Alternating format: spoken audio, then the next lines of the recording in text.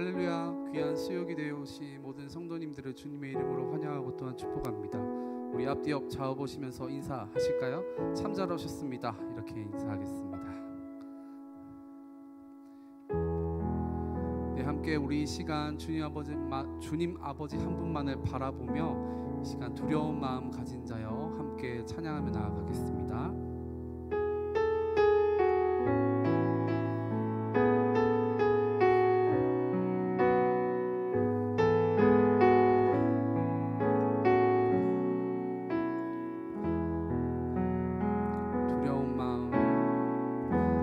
두려운 마음 가진 자여 놀라지 말라. 너의 하나님 강한 손으로 주 이름 부를 때에 주님 구하시리. 두려운 마음 가진 자여, 두려운 마음 가진 자여 놀라지 말라. 주 너의 하나님 강한 손으로 주 이름 부를 때에 주님 구하시리. 주 오셔서 구하시리.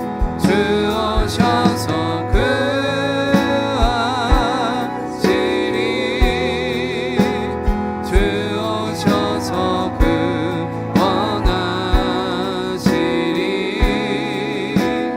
약한 자들에게 강한 능력으로 주 오셔서 구원하시리. 주 오셔서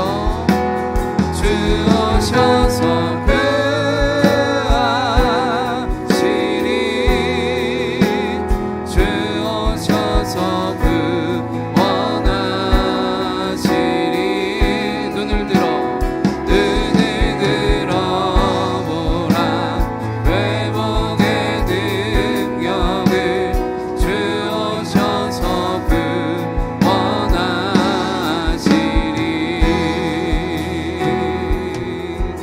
2절 함께 나아가겠습니다. 상한 마음 가진 자여, 상한 마음 가진 자여 낭망치 말라.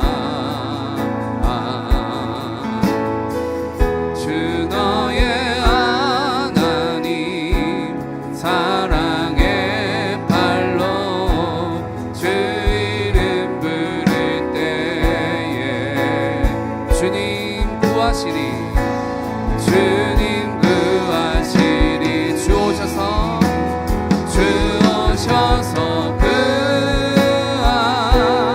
구하시리. 주 오셔서 구원하시리. 약한 자들에게 강한 능력으로 주 오셔서 구원하시리. 주 오셔서 구하시리. 주 오셔서 구원하시리. 눈을 들어보라. 회복의 능력을 주 오셔서 구원하시리. 주 오셔서 구하시리. 주 오셔서 구하시리.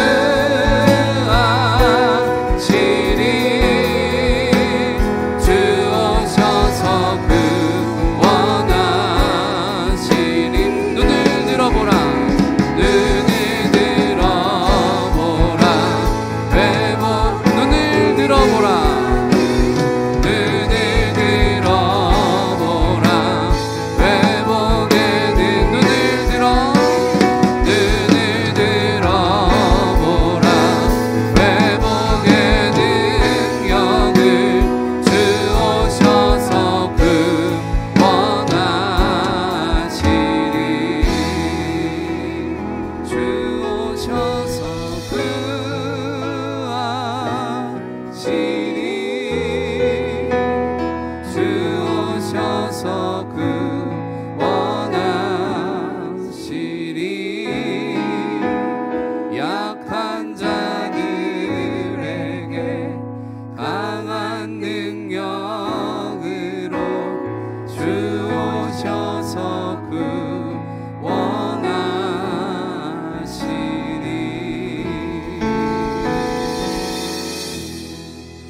함께 박수치며 우리 믿음으로 선포하며 나아가겠습니다.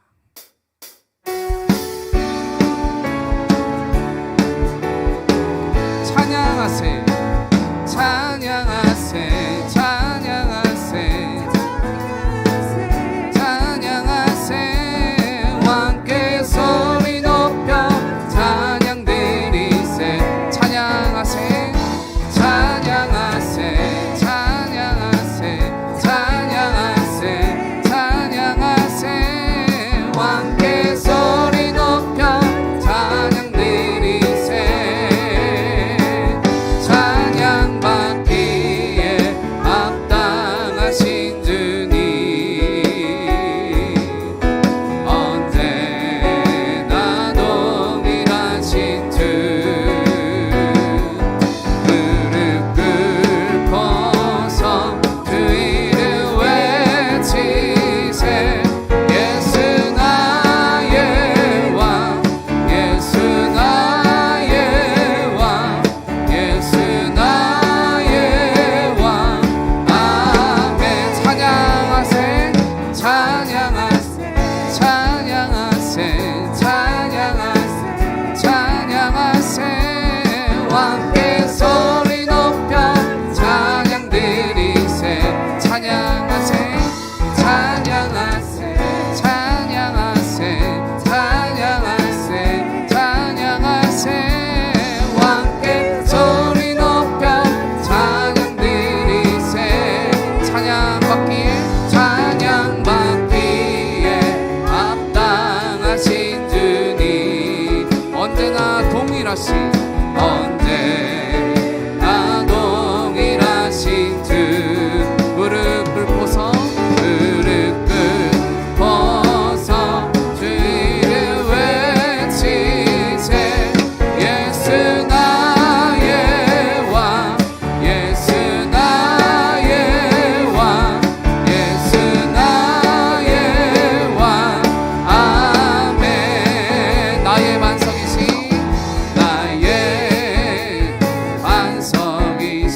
하나님 행하신 모든 것 완전하시니 나의 생명 대신 하나님 내게 행하신 일 찬양합니다 신실하신 하나님 신실하신 하나님 실수가 없으신 좋으신 나의 주 신실하신 하나님 실수가 없으신 좋으신 나의 주 나의 반석이신 나의 반석이신 하나님 행하신 모든 것 완전하시니 우리의 생명 되십니다 나의 생명 되신 하나님 내게 행하신 일 찬양합니다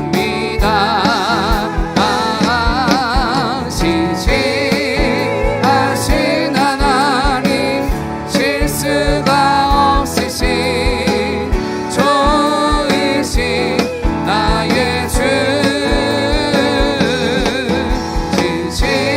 신실하신 하나님 실수가 없으신 좋으신 나의 주 신실하신 하나님 신실하신 하나님 실수가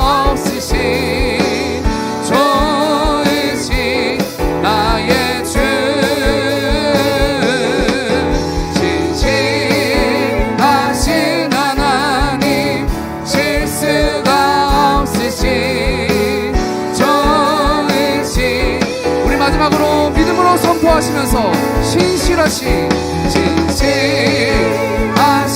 하나님 실수가 없으신 좋으신 나의 주 신실하신 하나님 실수가 없으신 좋으신 나의 주 우리 주님께 영광의 박수 올리도록 하겠습니다. 할렐루야.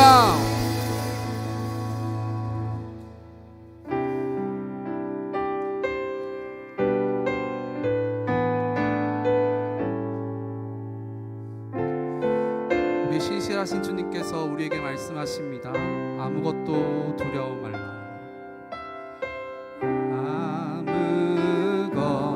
아무것도 두려워 말라. 주 나의 하나님이 지켜주시네.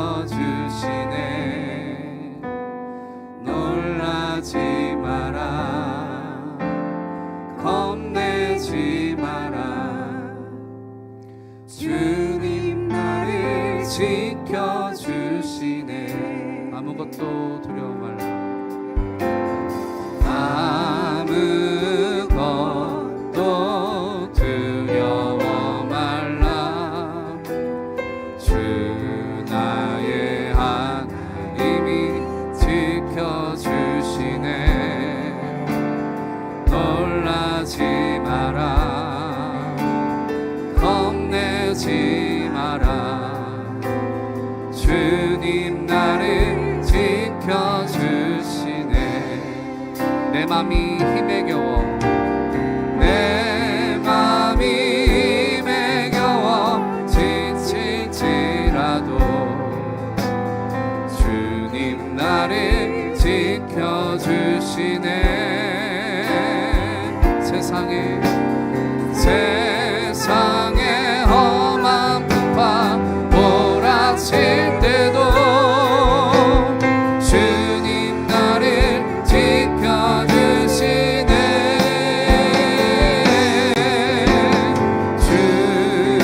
주님은 나의 산성.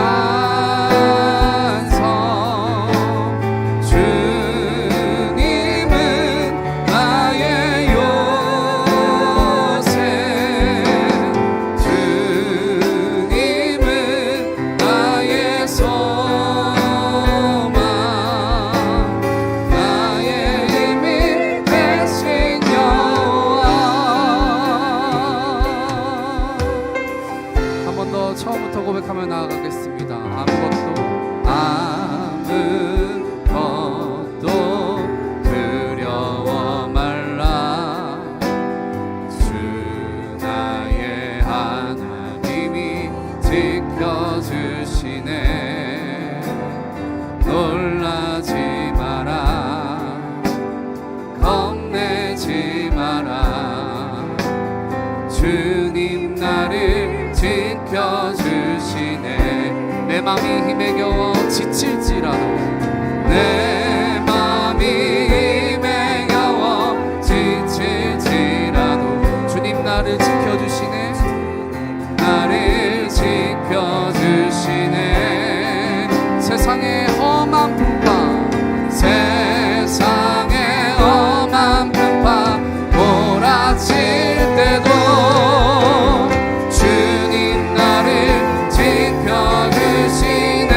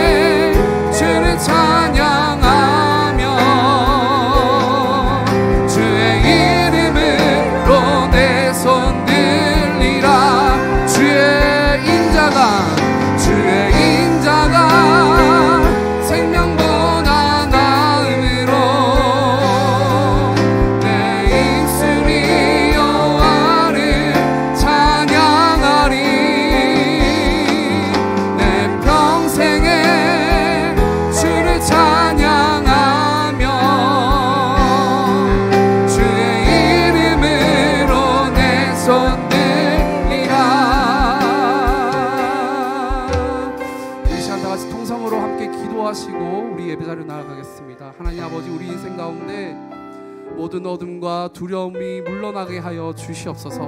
우리의 두려움과 우리를 압박하고 있는 모든 인생의 길 가운데 주님이 나의 생명이시고 주님이 나의 힘이시고 주님이 우리의 구원이심을 날마다 고백하는 거룩한 인생 되게 하여 주시옵소서. 이러한 믿음으로 함께 주여 한번 부르짖고 통성으로 기도하며 나아가겠습니다. 주여,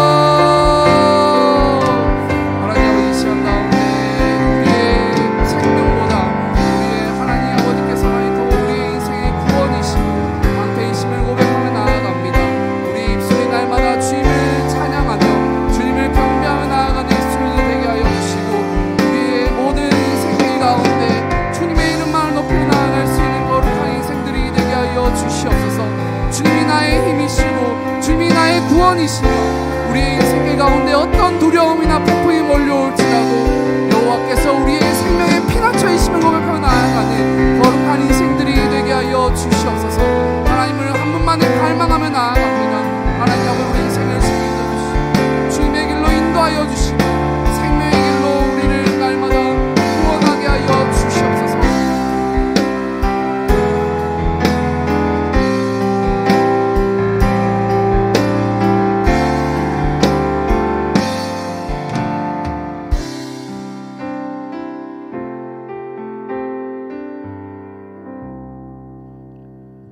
좋으신 하나님, 오늘도 찬양 가운데 임하시는 주님을 만나게 하시니 감사합니다. 저희들 연약함으로 주님 뜻대로 온전히 살지 못하지만 그럼에도 불구하고 여전히 우리를 사랑하시는 주님을 찬양합니다. 연약한 자를 돌보시는 주님, 이 시간 고통 가운데 있는 자녀들을 위해 기도합니다. 연약한 지체들과 병마와 싸우고 계신 성도님, 고난 가운데 있는 자녀들을 기억하여 주옵소서. 무엇보다 간절히 주님을 찾게 하시고 세상의 위로가 아닌 주님 안에서 참된 위로를 경험하게 하옵소서. 주님만이 우리의 힘 되시며 피난처 되심을 고백합니다. 평강의 복을 허락하여 주옵소서. 우리 안에 소원을 두고 행하시는 주님, 우리를 고치시고 단련하여 주님을 닮아가는 자녀 되게 하옵소서. 주의 전을 사모하게 하시고 주님께 더 가까이 가며 주님 주시는 은혜를 체험하게 하옵소서. 오직 여호와로 인하여 즐거워하며 주님 안에서 참 평안을 누리는 자녀 되기 원합니다. 성숙한 그리스도인으로 주님께 영광 돌리게 하옵소서. 저희들 말씀을 사모하여 이 자리에 나왔습니다. 이 시간 말씀으로 임하시는 주님을 만나는 귀한 시간 되길 소망합니다. 감사드리며 사랑 많으신 예수님의 이름으로 기도했습니다. 아멘.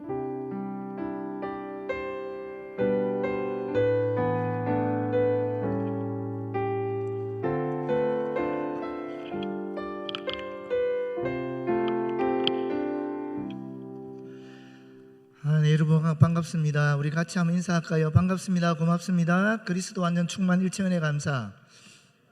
다시 한번 더 하겠습니다. 반갑습니다. 고맙습니다. 그리스도 완전 충만 일체은혜 감사. 우리가 저희 교우 직원 전체가 모처럼 산행을 했습니다. 계족산에 갔었거든요. 계족산 갔더니만 거기 황토길이 있더라고요. 황토를 어떤 분이 18년 동안 깔아놨고 관리하고 하셨대요. 근데 그 황토길을 1년에 몇 분이나 이용하냐니까 무려 100만 명이 이용한대요. 한 분이 어쨌거나 자기를 헌신해서 고향을 위해서 황토길을 깔아놨는데 그걸 100만 명이 혜택을 누리는 거예요. 야, 놀랍지 않습니까, 여러분? 야, 한 사람의 힘이 얼마나 대단한지 그때 느꼈습니다. 한 사람의 힘도 그 정도인데 우리 교회가 이 땅에 서 있다, 우리 교회가 여기 서 있다, 얼마나 많은 선한 영향력을 끼치고 있겠습니까? 우리가 눈에 보이든 보이지 않든 우리 성도들을 통하여 수많은 사람들이 힘을 얻고 격려를 받고 이 세상에서 이길 수 있는 힘을 가지는 줄 믿습니다. 수많은 사람들이 우리가 예수 그리스도 이름으로 나아갈 때에 정말 우리를 통해서 주님을 만나고 주님을 통해서 또 새로운 힘을 얻고 소망을 얻을 줄 믿습니다. 여기 우리 교회가 있는 것 자체가 하나님의 은혜고, 또 우리가 이와 같이 함께 모여서 예배드리고 찬양하고 또 주님께 영광 돌리고 뿐만 아니라 이 땅을 살아가는 그 자체가, 우리가 그리스도인으로 존재하는 그 자체가 이 세상의 희망이고 소망이고 빛이 되는 줄 믿습니다. 그래서 여러분을 보면 너무 행복하고 기쁘고 즐겁습니다. 다시 한번 얘기할까요? 정말 반갑습니다. 너무 고맙고 감사합니다. 우리 요한복음 1장 1절에서 5절까지 암송 한번 해볼까요? 헐. 저는 혼자서 다 암송할 수 있는데 여기 암송이 잘 안 돼요. 같이 한번 해봅시다. 성경책 입혀도 괜찮습니다. 잘 모르면 외우긴 분명히 외웠는데, 그죠? 여기서 막상 하려고 하면 잘 안 되잖아요. 성경책 보고 해도 괜찮고. 한번 해봅시다. 태초에 말씀이 계심이라. 이 말씀이 하나님과 함께 계셨고 이 말씀이 곧 하나님이심이라. 그가 태초에 하나님과 함께 계셨고 만물이 그로 말미암아 지은 바 되었으니 지은 것이 하나도 그가 없이는 된 것이 없느니라. 그 안에 생명이 있으니 이 생명은 사람들의 빛이라. 빛이 어둠에 빛이 돼 어둠이 깨닫지 못하더라. 아싸. 와, 이 아멘이라 해야 되는데. 와, 대단하십니다. 여러분 훌륭하십니다. 이제 앞으로 계속 아침에 눈 뜨자마자 또는 머리가 깨어나자마자 머릿속으로 요한복음 1장 1절부터 5절까지를 쭉 암송하는 겁니다. 한번 그렇게 해보십시오. 그리고 눈 뜨면 6절부터 오늘 말씀하는 13절까지를 읽습니다. 소리내어 읽습니다. 그리고 이 6절부터 13절 이번 주에 또 다음 주 수요일까지 암송하도록 한번 애를 써봅시다. 뭐 다 될 수도 있고 안 될 수도 있겠지만 그래도 우리가 이렇게 한번 암송해 보자고요. 되든 안 되든 계속 진도는 나갈 겁니다. 계속 암송해 보자고요. 하루에 한 절만 외우더라도 어딥니까 그게? 그렇지 않습니까? 하다 보면 뭐 1년 동안 요한복음 1장만 외워도 그게 어딥니까?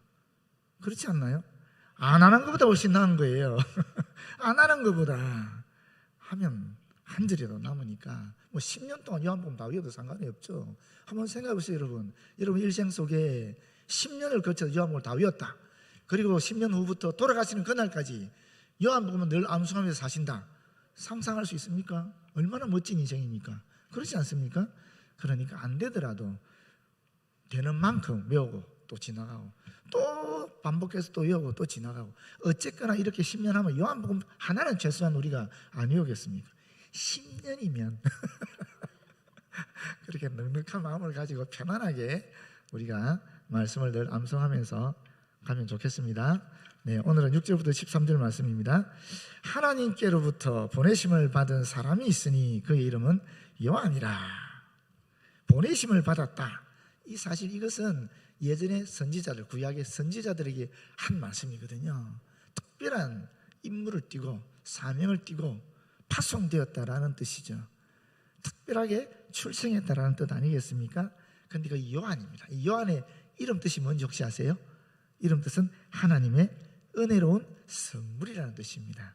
요한의 출생에 대해서 우리가 너무나 잘 아니까, 그죠? 누가복음 나오지 않습니까? 잘 아니까 뭐 넘어가도 되겠지만 이 이름은 천사가 하나님의 뜻을 전달하는 천사가 사가랴에게 알려준 이름입니다. 하나님이 직접 주신 이름이라는 거죠. 그러니까 그런데 그 이름 뜻이 하나님의 은혜로운 선물이다. 얼마나 멋집니까? 요한복음의 요한 뜻이 하나님의 은혜로운 선물이다라는 것입니다.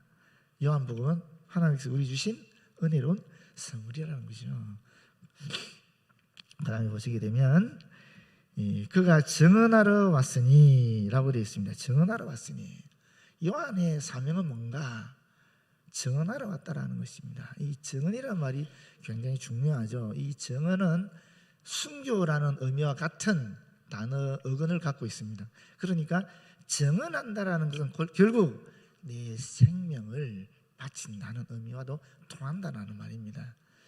요한은 실제로 그랬죠. 요한은 예수를 그리스도로 전하는 가운데에 결국 목숨을 바쳤죠. 그렇지 않습니까? 그 삶 자체가 그야말로 파송받은 정인의 삶, 정언하는 삶을 살았다라고 볼 수 있는 것입니다.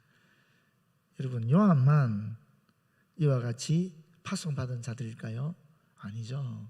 저와 여러분도 주님으로부터 파송받은 사람들이죠. 우리 그리스도인은 누구나 다 요한처럼 예수 그리스도를 정언하는 자들입니다. 그래서 요한이 바로 우리의 선배가 되는 거죠. 보시면 곧 빛에 대하여 정언하고 모든 사람이 자기로 말미암아 믿게 하려 함이라. 이 정언의 내용이 무엇인가 나오는 거죠.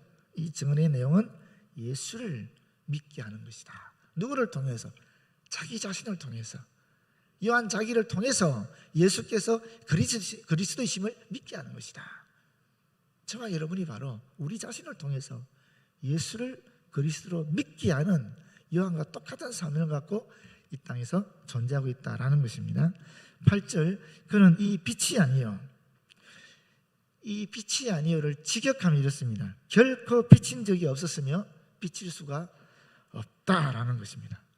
단 한 번도 비친 적이 없고 비칠 수도 없는 존재가 바로 요한이었다.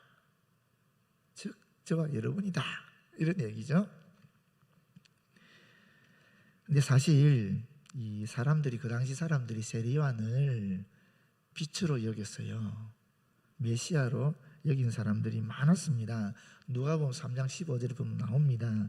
그리고 세례 요한이 죽은 이후에 초대 교회 안에서도 사실은 이 세례 요한에 대해서 집착해서 좀 논란이, 갈등이 교회 안에 있었습니다. 여러분 아시다시피 그 세례 요한의 제자들이 예수님의 제자가 된 사람들도 있지 않습니까? 그렇죠?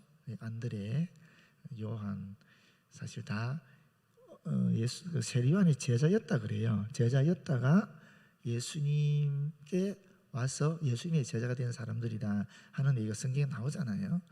뿐만 아니라 어떤 학자들은 예수님도 세례 요한의 제자가 아니었을까 뭐 이렇게 얘기하는 사람들도 있는데, 그건 좀 지나친 해석인 것 같고, 분명히 그 세례 요한의 제자들 중에 예수님의 제자가 되는 사람들이 있다는 것은 사실입니다. 분명히 성경에 기록되고 있으니까.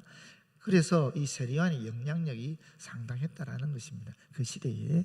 그렇기 때문에 지금 이 백년경에, 이 90년에서 백년경에 기록된 요한복음은 더 강조해서 세례 요한이 이 땅에 온 이유는 예수를 증거하기 위해서 왔다.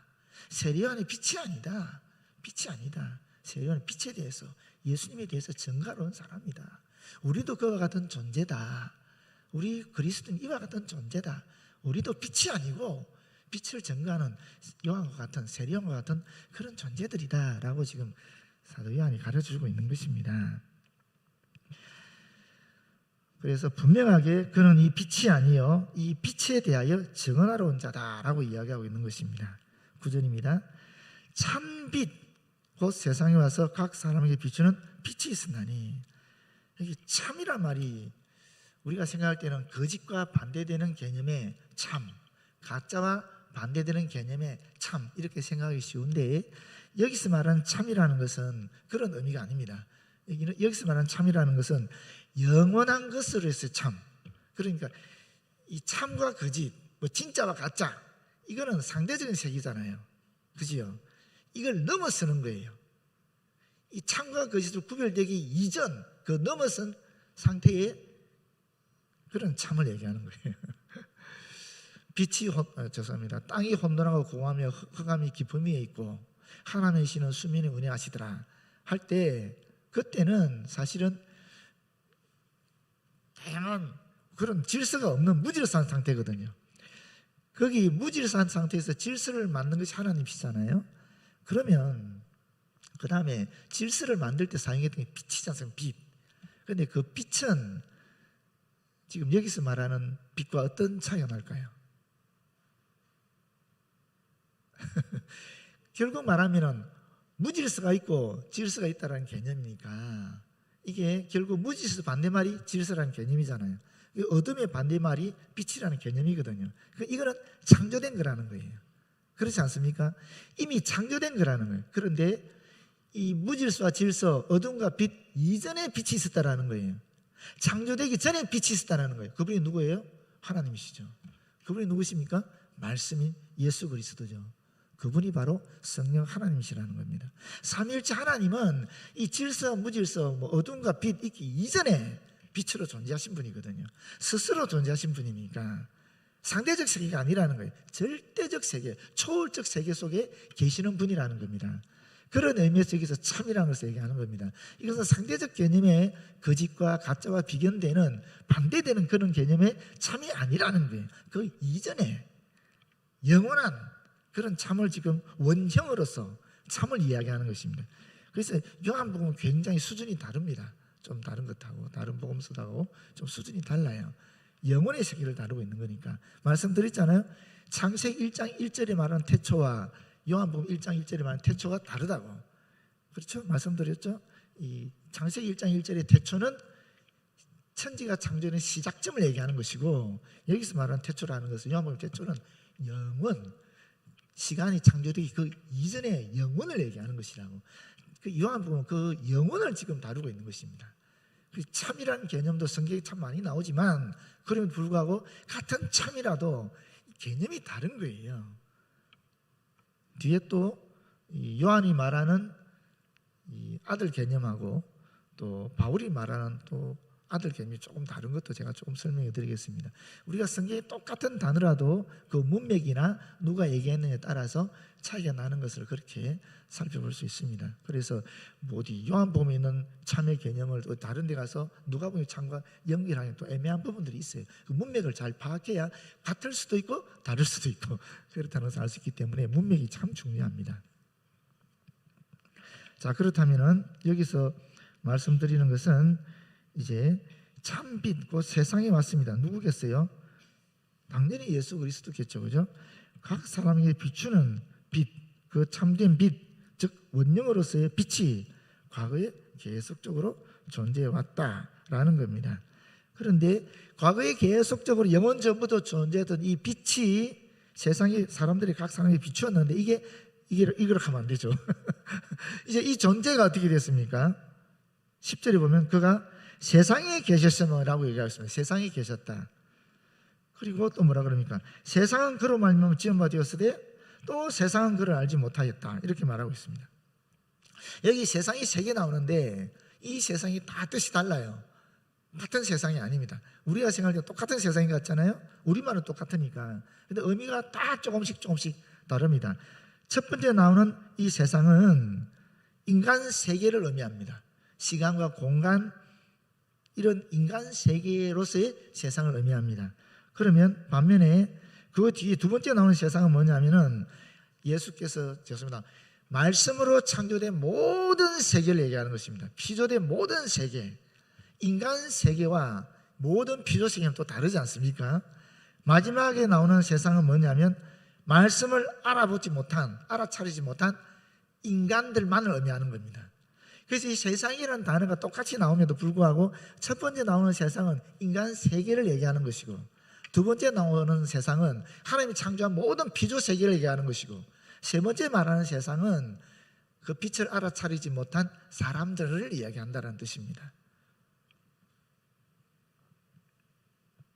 그래서 여기 보시게 되면 이제 정확하게 우리가 파악할 수 있는 것이 뭐냐? 사람들이 세 번이나 지금 부정했잖아요. 사람들이 알지 못하였다라는 것입니다. 무엇을 알지 못했습니까? 빛을 알지 못했다라는 것입니다. 예수 그리스도를 알지 못했다라는 것입니다. 안다라는 것도 아시잖아요. 우리가 제 말씀 많이 드렸으니까 이 관찰과 경험을 통해서 아는 게 있고 또는 내가 반성해서 아는 것도 있고 다양한 알미 있거든요. 여기서 말하는 것은 관찰과 경험을 통해서 내가 직접 경험하는 말미암아 아는 것을 얘기하는 거예요. 그래서 예수께서 이 땅에 직접 오셨다라는 거죠. 예수께서 세상을 만드셨고 말씀이 세상을 만들었으니까, 그죠? 말씀으로 세상이 창조됐으니까 예수께서 세상을 창조하신 거예요. 하나님과 함께 창조하셨고, 그 예수께서 이 땅에 오셨어요. 말씀으로 이 땅에 오셨어요. 실제로 이 땅에 계시면서 3년간 공생의 사역 하시지 않았습니까? 그러니까 예수님과 함께 이들은 직접 예수님을 보고 또 직접 손으로 만지기도 했고 경험했다라는 것입니다. 말씀도 듣고 직접 눈으로 보고 듣고 관찰하고 경험하고 다 했다라는 거예요. 그럼에도 불구하고 알지 못했다라는 것입니다. 예수님의 실체를 보지 못했다라는 것입니다. 그렇지 않습니까? 실제로 유대 종교 지도자들은 예수님을 단지 갈릴리의 목수로 알았습니다. 예수님을 따랐던 사람들조차도, 제자들조차도 어떻게 알았습니까? 예수님을 정치적인 메시아 또는 선생, 랍비로 알았습니다. 그렇지 않습니까? 베드로, 주는 그리스도의 살아계신 하나님의 아들입니다라고 고백한 베드로조차도 사실은 자기의 지각으로, 자신의 그런 능력으로 알아차린 게 아니라 그랬죠. 마가복음 16장 17에 보게 되면은 하나님의 간섭의 결과다라고 분명히 이야기하고 있지 않습니까? 아무도 알아차리지 못했다라는 거예요. 같이 살았음에도 불구하고, 그들과 함께 동거했음에도 불구하고 아무도 예수께서 그리스도이심을, 빛이심을 발견하지 못했다라는 것입니다. 왜 그랬을까요? 왜 그들은 그걸 발견하지 못했을까요? 왜? 그것이 바로 죄 속에 있는 인간의 한계라는 것입니다. 지극히 당연한 일이었다라는 것입니다. 그러면 어떻게 예수께서 그리스도임을 알아차릴 수 있는가? 결국 하나님의 은혜로만 가능하다는 결과가 나온다라는 것입니다. 저나 여러분이나 예수께서 그리스도임을 우리가 고백할 수 있는 이유는, 예수께서 그리스도임을 알아차린 이유는 어디 있는가? 내가 지식이 뛰어나서, 내가 영안이 밝아져서? 천만에 하나님의 은혜로 주어졌다라는 것입니다. 그 이야기를 지금 하고 있는 것입니다.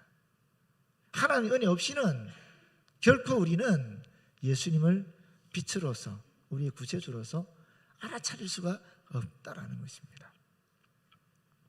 11절에 보게 되면 자기 땅에 오매 자기 백성이 영접하지 아니하였다라고 말씀하고 있습니다.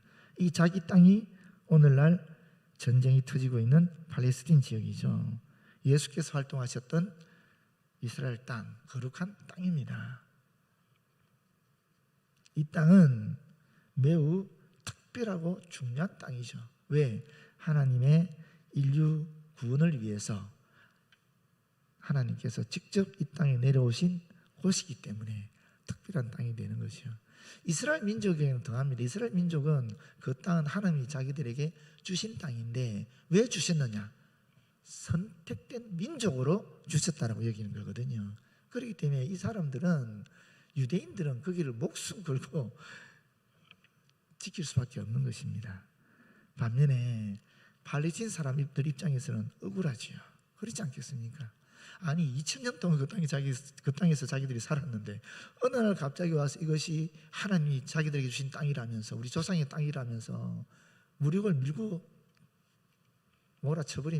밀어버리면은 얼마나 억울하겠어요. 저 문제는 해결할 수 없는 문제예요. 결코 해결할 수 없는 거예요. 안타깝게도. 그런데 우리가 이것저것 떠나서 사실 어떤 종교적인 걸 떠나서 기본적인 인간의 양심이라는 게 있잖아요.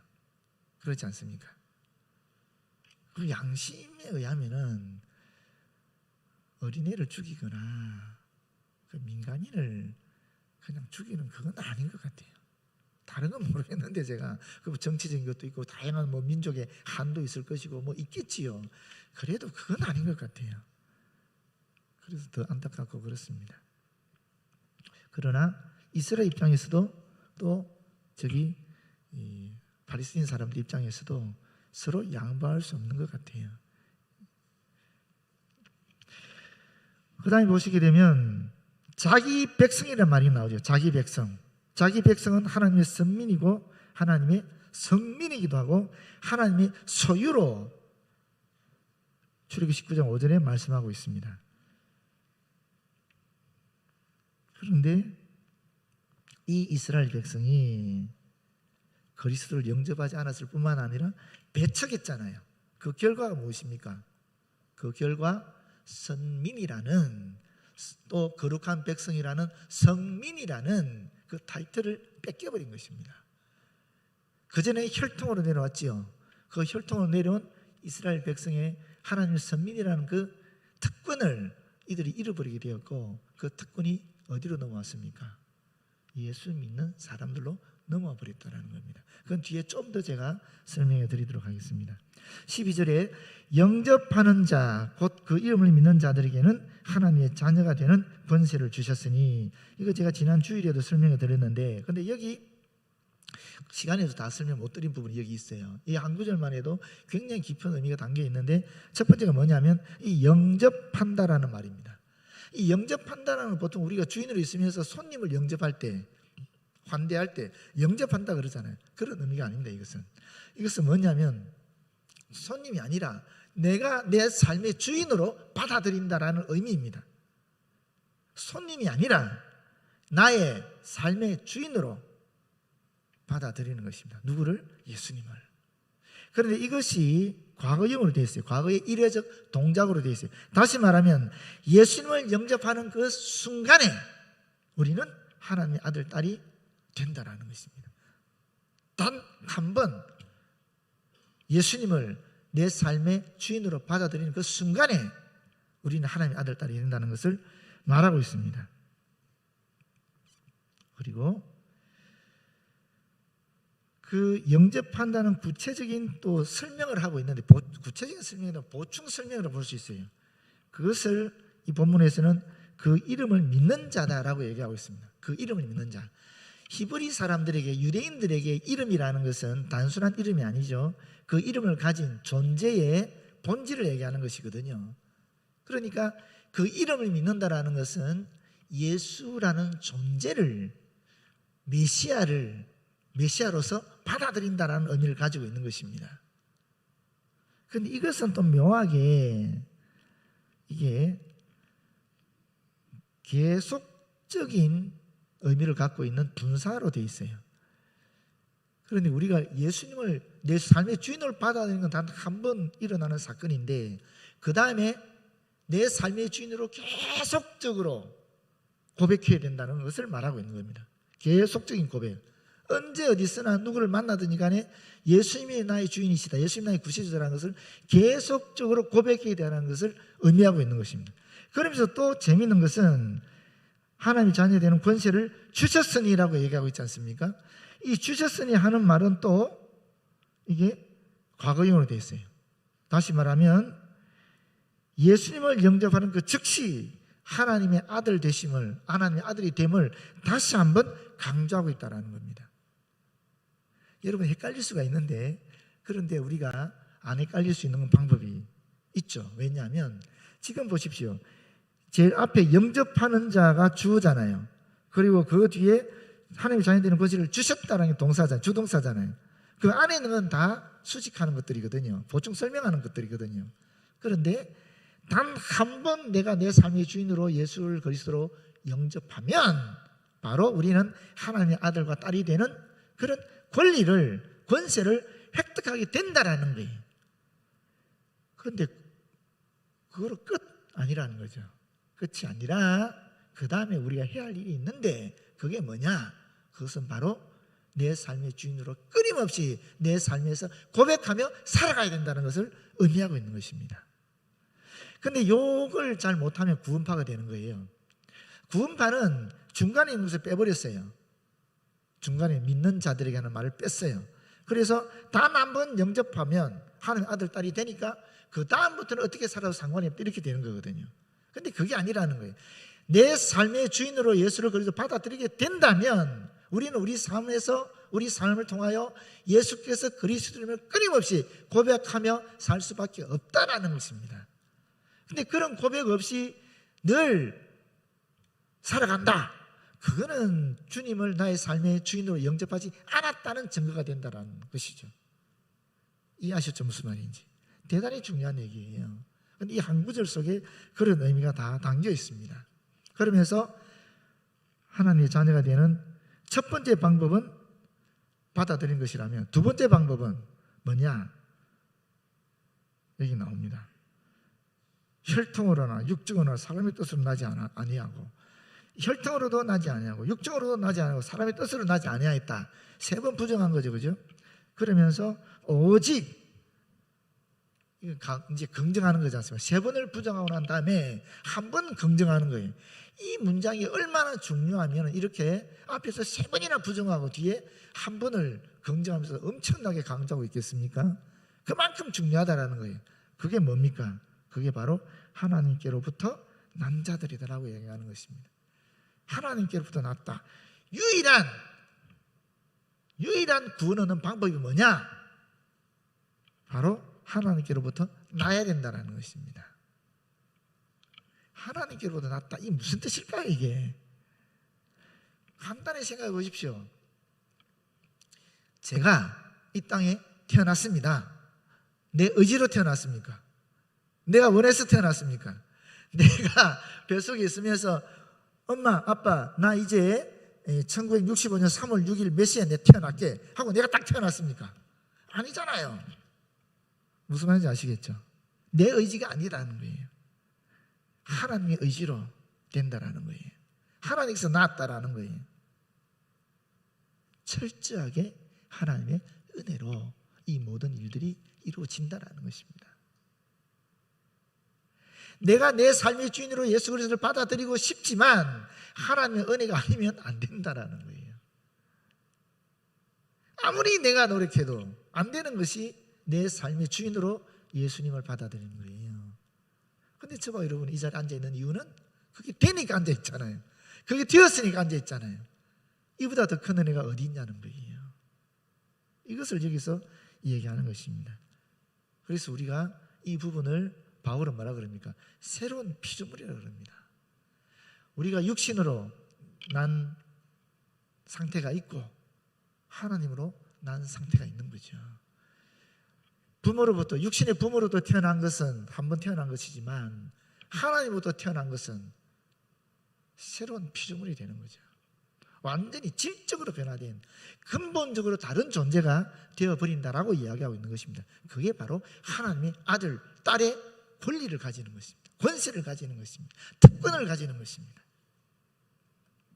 그러면서 여기서 말하는 이 하나님의 자녀라는 말이 있잖아요.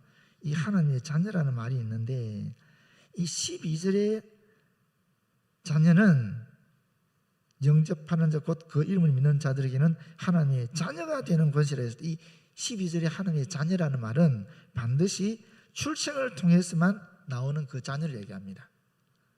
그래서 13절에 하나님께로부터 났다라고 얘기하고 있는 것입니다. 그러면 출생하지 않고 난 자녀도 있죠. 출생하지 않고 난 자녀가 아니라 출생하지 않은 자녀도 있죠. 출생하지 않은 자녀를 우리가 뭐라 그럽니까? 양자라 그러잖아요. 또는 양녀라 그러잖아요. 이해하셨죠? 무슨 말인지. 여기서 요한은 철저하게 출생으로 태어난 아들, 딸을 이야기합니다. 하나님께로부터 나아진 아들, 딸을 얘기하고 바울은 그렇게 얘기하죠. 바울은 양자 개념을 도입합니다. 바울은 로마서에 보게 되면은 이 죄에 종된 상태에서 하나님의 아들, 딸이 되었다라고 할 때 이때는 양자라는 개념을 써요. 그래서 이게 이 죄의 아들, 딸, 사탄의 아들, 딸이 하나님의 아들, 딸 이런 신분의 변화를 얘기하면서 그렇게 양자라는 이 개념을 사용하고 있지만 요한은 철저하게 하나님의 진짜 출생한 아들, 출생한 딸 이런 개념을 우리에게 이야기하고 있습니다. 그래서 요한복음이 더 깊고 또 어떻게 보면 우리에게 더 깊은 은혜를 주고 있다고 볼 수 있습니다. 이제 제가 조금 정리를 몇 개 하고 싶은데요. 첫 번째는 뭐냐면은 이 자기 백성에 대한 이야기입니다. 유다 지파, 옛날에 남유다에 있었던 그런 유다 지파의 후손들에게 유대인의 정체성은 선민 사상이었어요. 하나님을 듣기 싫다는 거예요. 그런데 에스라 느헤미야 시대에 망해버렸잖아요. 유대가 망해버렸잖아요. 그 다음부터 어떻게 되느냐 하면 이 유대교에서 혈통에 의한 그런 선민의식을 갖도록 교육을 시켰어요. 우리가 혈통이 같아야 선민이다 이런 얘기를 한 거예요. 지금도 이스라엘은 그 혈통으로 얘기하고 있죠. 모계를 통한 혈통으로 유대인이 되는 겁니다. 그렇지 않습니까? 그런데 사실 요한은 이 엄밀하게 따지면 북왕국 출신이거든요. 왜냐하면 갈릴리 땅 사람이니까. 그런데 이 북왕국 출신 요한은 신앙에 의한 선민 의식을 갖도록 이야기하고 있는 것입니다. 그래서 이게 자기 백성에 대한 개념이 이와 같이 선민 의식을 통해서 볼 때에 혈통에서 지금 우리 신약으로 넘어오게 되면은 신앙이란 기준으로 변화되는 것을 파악할 수 있습니다. 선민의 기준이 변화되는 거예요. 그전에는 혈통이었는데 이제 신약에서는 신앙으로 바뀌는 거예요. 예수 믿는 신앙으로. 하나님의 자녀도 그렇습니다. 하나님의 자녀라는 존재가 뭐냐면은 사실 빛과 어둠으로 구분이 되지 않습니까? 예수를 영접한 사람들은 아래로부터, 다시 말하면 혈통이나 육정이나 또는 사람의 뜻으로 난 자들이 아니고 오직 위로부터, 하나님으로부터 난 자들이지 않습니까? 그렇기 때문에 이게 빛과 어둠이 구분되는데 여기서 아래로부터 하는 말이 세 가지 얘기하고 있지 않습니까? 첫 번째 혈통이고, 두 번째가 육정이고, 세 번째가 이 지금 말씀하신 사람의 뜻인데, 그 당시에 세계 최고라는 그런 민족이 세 민족이 있었어요. 첫 번째가 뭐냐면 유대인들입니다. 유대인들은 혈통을 자랑했어요. 그래서 이 사람들이 헤브라이즘이라는 유대교를 종교를 만들었어요. 위대한 종교를 만들었죠. 그 다음에 두 번째 육정을 자랑했던 사람이 뭡니까? 육정, 사람의 힘, 군사력을 가지고 있었던 민족이 있어요. 바로 로마 민족, 라틴 민족. 이 로마 민족이 로마 제국을 세우지 않습니까? 로마 민족이라면 좀 미안한데 라틴 민족이 로마 제국을 세우잖아요. 그래서 가장 강력한 위대한 그 당시로서는 국가를 만든 거예요. 그 다음에 사람의 뜻이 뭐겠습니까? 사람의 뜻, 이성이잖아요. 의지, 이성 같은 거지 않습니까? 이 이성으로 헬라 사람들이, 그리스 사람들이 위대한 문화를 만드는 거예요. 이게 다 아래로부터, 사람으로부터 나온 것들이라는 것입니다. 이것들이.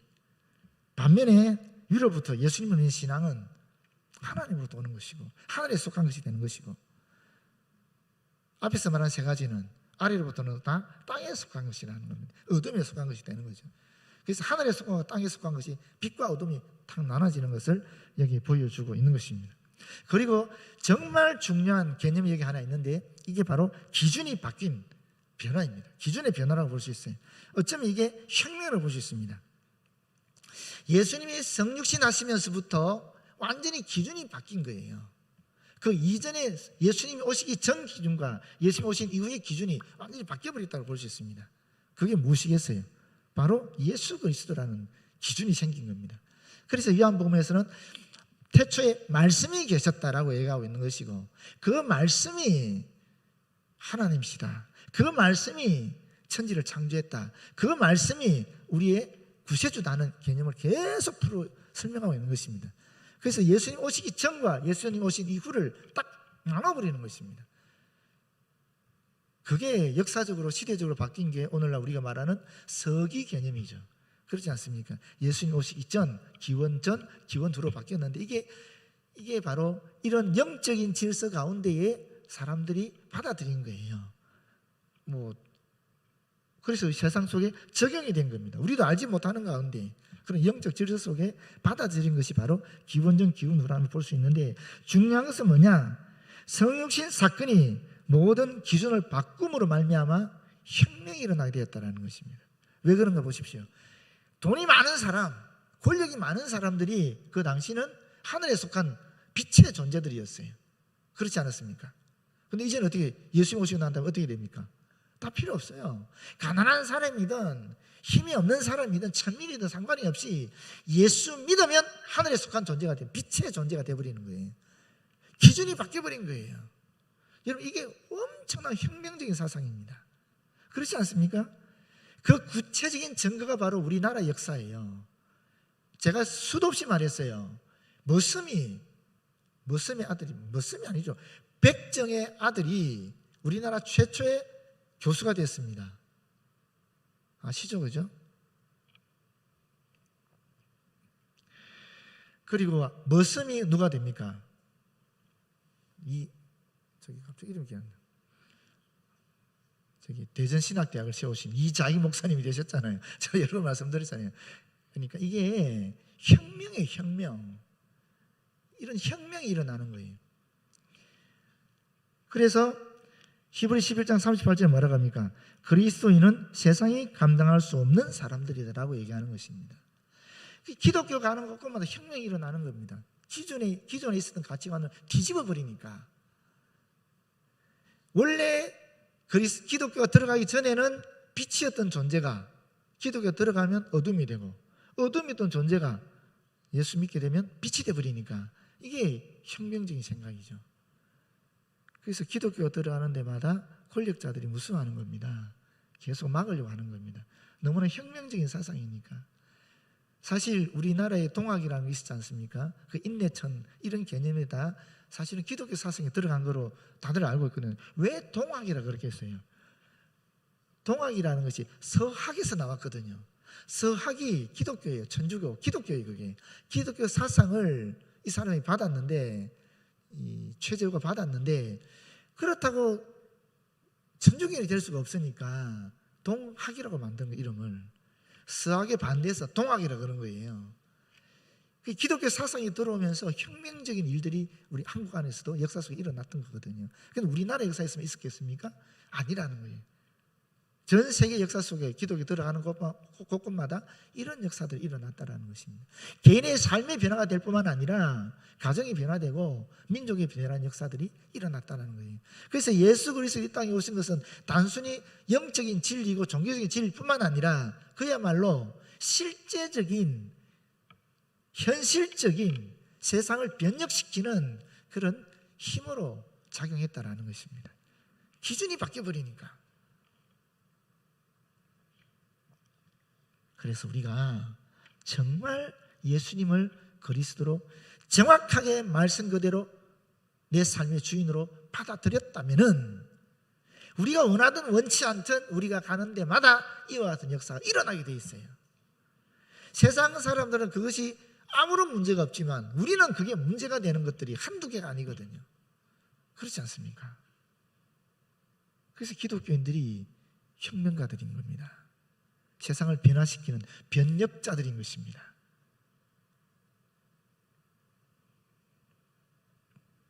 그런 저와 여러분이 오늘도 이 세상을 살아가면서 특권 의식을 가지고 또 우리 주변에 있는 그런 많은 불의한 것들을, 어둠들을 예수 그리스도의 빛으로 그렇게 밝히면서 변화시켜 나갔으면 참 좋겠습니다. 기도하겠습니다. 주님 감사합니다. 주님 감사합니다. 예수를 그리스도로 고백하여 나의 삶의 주인으로 받아들일 수 있도록 은총을 베풀어 주셔서 너무 고맙고 감사합니다. 주님, 이 빛 우리 마음에 품고 이 빛이 우리의 눈을 통해서, 우리의 입을 통해서, 우리의 몸짓을 통해서 우리 주변의 어둠들을 서서히 물리치는, 사라지게 하는 그런 위대한 혁명이 일어날 수 있도록 도와주시옵소서. 예수님 이름으로 기도드립니다. 아멘. 찬송가 몇 장이죠? 주부가 없네.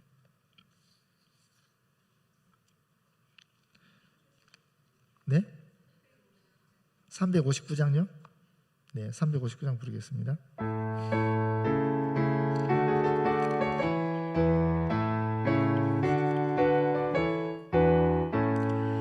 천성을 향해 가는 성도들아, 앞길에 장애를 들여 말하라. 성령이 너를 인도하시리니 왜 지체를 하고 있느냐. 앞으로 천성을 향해 나가세. 천성문만 바라보 나가세. 모든 천사 너희를 영접하러 원하 있네. 가는 길을 누가 비웃거진 확실한 증거를 보여주어라. 성령이 진이가 와여 주사 그들도 참 길을 찾으리. 앞으로 천성을 향해 나가세. 천성문만 바라고 나가세. 모든 천사 너희를 영접하러 원 앞에 기다려서 있네. 너 가는 길 모두 가기 전에 내 손에 든 검을 꺾지 말아라. 조마기 흉내 모두 깨뜨리고 끝까지 잘 싸워 이겨라. 앞으로 천성을 향해 나가세. 천성문만 바라고 나가세. 모든 천사 너희를 영접하러 문 앞에 기다려서 있네. 아멘. 우리 동성으로 기도하고 주께서 가는 기도를 마친 다음에 바로 이 자리에서 다니엘 기도회가 있을 겁니다. 그래서 참여하시면 참여하시고 또 개인 기도하시면 기도하시고 돌아가시면 좋겠는데 짧게 이것만 기도할게요. 지금 아밀로이드증으로 끝까지 회복되기를 원하는 권사님이 계시고요. 크론 병에 있는 집사님이 계시고 언어 회복을 위해서 기도하는 집사님도 계시고 무릎 관절 수술 후에 재활을 위해서 애를 쓰면서 기도하는 분도 계시고 전립선 암 치료 중에 있는 장로님도 계시고 뇌경색으로 장기 입원한 집사님도 계시고 골수 이형성증에 있는 권사님도 계시고 황반 원공인 집사님도 계시고 5년간 항호르몬제를 복용해야 되는 암 환자인 집사님도 계시고 또 합병증으로 후두 감염으로 인해서 수술 검사하고 치료받고 있는 집사님도 계시고요. 또 유방암 수술 항암 치료 중에 있는 집사님이 계시고 또 뇌출혈로 의식 없이 호흡만 있는 가운데 지금 중환자실에 입원해 계시는 권사님도 계시고요. 또 뇌출혈로 지금 수술이 잘 되고 의식이 돌아와서 깨어날 수 있도록 기도하는 형제의 가정도 있고요. 후두암 3번째 수술로 통증이 심해서 기도 부탁한 성도도 있고요. 재생불능성 빈혈로 어지러움으로 지금 기도 부탁한 권사님도 계십니다. 또 뿐만 아니라 어머니가 치매로서 주간보호센터 다니시는 가정 권사님도 계시고 또 어머니가 알츠하이머로 치매로 기도하고 보살피고 있는 권사님들 가정도 있습니다. 우리 교회 안에 지금 다 파악은 안 됐지만 이렇게 많은 분들이 질병으로 고통받고 그 가정이 기도하는 분들이 있습니다. 모쪼록 우리 주님의 치유의 역사가 또 이 어려움을 이겨나갈 수 있는 그런 평강의 역사가 이 가정들에게 임할 수 있도록 기도해 주시면 고맙고 감사하겠습니다. 그리고 두 번째로 우리의 신앙이 그야말로 날마다 우리 주 예수 그리스도를 고백하는 계속적으로 고백할 수 있는 그런 신앙이 되었으면 참 좋겠다. 살아있는 신앙이 되었으면 좋겠다. 그야말로 생동하는 신앙이 되었으면 좋겠다.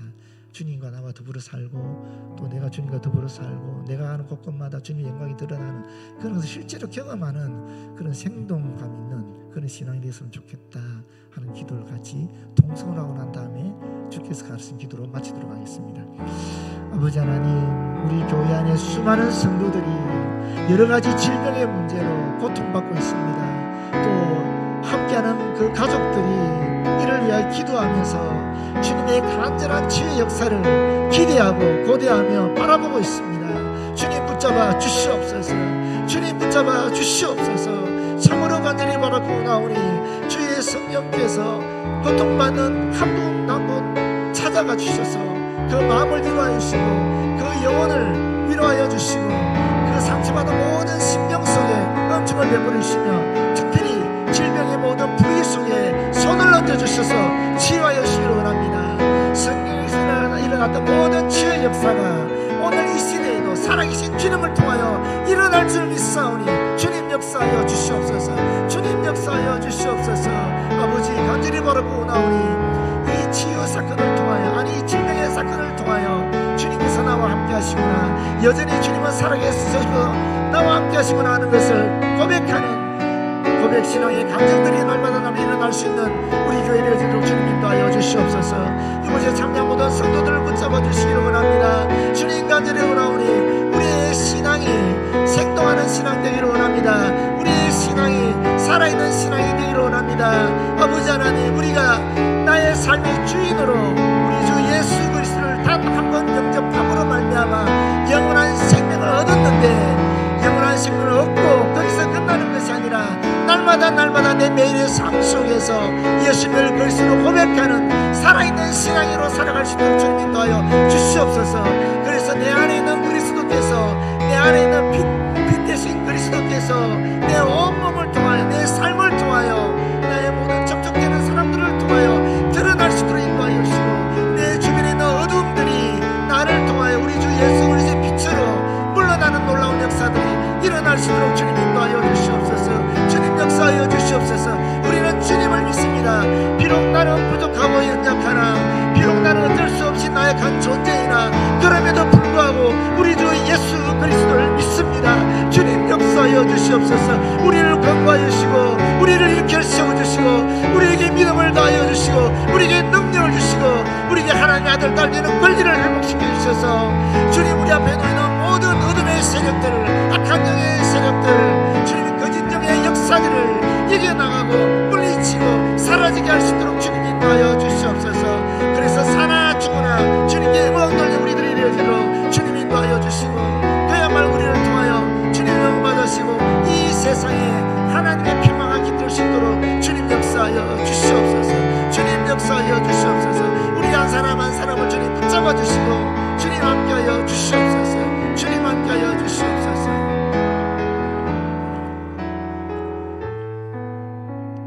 주께서 가르친 기도로 마치겠습니다. 하늘에 계신 우리 아버지, 아버지의 이름을 거룩하게 하시며 아버지의 나라가 오게 하시며 아버지의 뜻이 하늘에서와 같이 땅에서도 이루어지게 하소서. 오늘 우리에게 일용할 양식을 주시고, 우리가 우리에게 잘못한 사람을 용서하여 준 것 같이 우리 죄를 용서하여 주시고, 우리를 시험에 빠지지 않게 하시고 악에서 구하소서. 나라와 권능과 영광이 영원히 아버지의 것입니다. 아멘.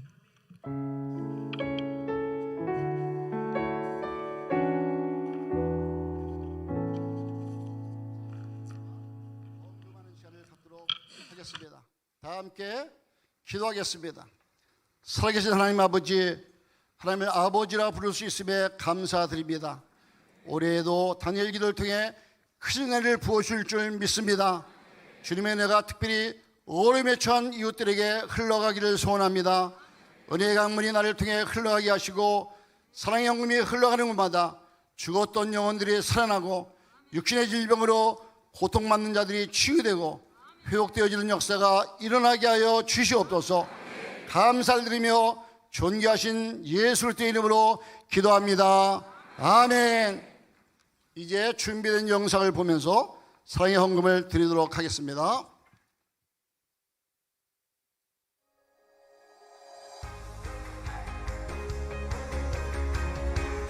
내 이웃을 사랑하란 말씀을 실천하고자 2008년부터 시작된 사랑의 헌금.